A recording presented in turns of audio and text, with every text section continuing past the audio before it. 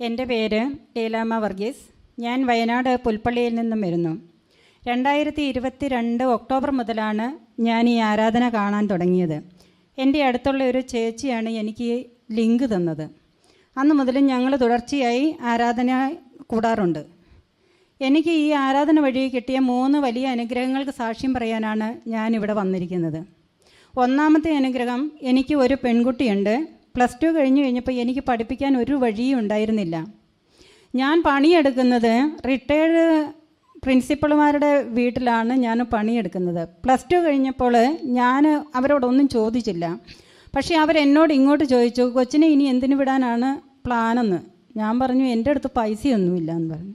അപ്പോൾ അവർ പറഞ്ഞു, ഞങ്ങൾക്ക് ഈടും വേണ്ട പലിശയും വേണ്ട, നമുക്ക് കൊച്ചിനെ BSc നേഴ്സിങ്ങിന് വിടാമെന്ന് പറഞ്ഞു. അങ്ങനെ 10 ലക്ഷം രൂപ മുടക്കി ആ അധ്യാപകർ എൻ്റെ കൊച്ചിനെ BSc നേഴ്സിങ്ങിന് വിട്ടു. ഇപ്പോൾ അവൾ 2nd ഇയറായി. ഒന്നാമത്തെ അനുഗ്രഹം. രണ്ടാമത്തെ അനുഗ്രഹം, എൻ്റെ അമ്മച്ചി 83 വയസ്സായ അമ്മച്ചി എനിക്ക് വീട്ടിലുണ്ട്. അപ്പോൾ അമ്മച്ചിക്ക് ഹാർട്ടിൻ്റെ ഇടിപ്പ് കുറവും തലച്ചോറിൽ ബ്ലഡ് കട്ടയാകുന്ന അസുഖം മൂലം അമ്മ എപ്പോഴും ബോധം കെട്ടുപോകും. ഇവിടുത്തെ സാക്ഷ്യങ്ങൾ കേൾക്കുമ്പോൾ ഞാൻ എപ്പോഴും പറയും, എല്ലാവർക്കും എന്തോരം അനുഗ്രഹം കിട്ടുന്നു, ഞങ്ങൾക്ക് ഈ അസുഖം ഒന്ന് മാറ്റി തന്നാൽ മാത്രം മതിയായിരുന്നെന്ന് പറഞ്ഞു.